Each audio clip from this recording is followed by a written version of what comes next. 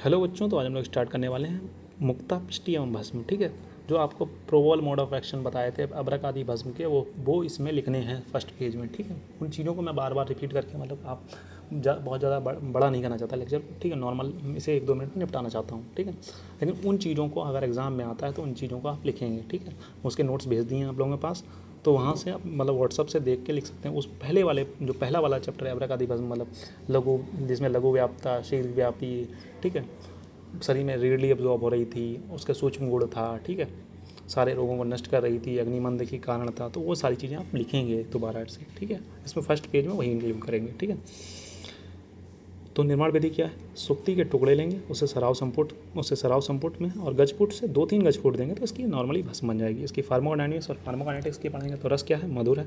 गुण क्या है? दीपन है। वीर क्या है? शीत है। विपाक जो है मधुर है। दोष कर्म क्या? वात पित्त शाम है। ठीक है, अगर चिकित्सीय गुण की बात करेंगे तो ब्रश बल्य दीपन पाचन, मैंने कहा था ये सब में कॉमन रहने वाला है। जब आप लोगों को पढ़ा रहे थे पुराना वाला तो उसमें भी ये कॉमन था। विषंग है, नेत्र रोगों में हितकारी है। कंठ है और केश, मतलब कंठ में अगर कोई विकार उत्पन्न होता है। केश मतलब बालों के लिए बहुत अच्छा होता है ये। ठीक है, मात्रा 1/4 से 1 रत्ती। मात्रा सबकी याद रखनी है क्योंकि एमसीक्यू में आपसे पूछी जाएगी। अगर मैं कह रहा हूँ पूछी जाएगी तो नॉर्मली डेफिनेटली पूछी ही जाएगी।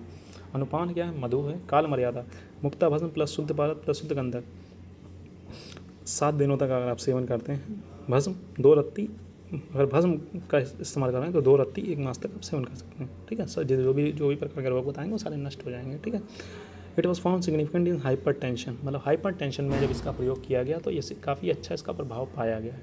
ठीक है बच्चों, फिर मिलते हैं नेक्स्ट सेक्शन में।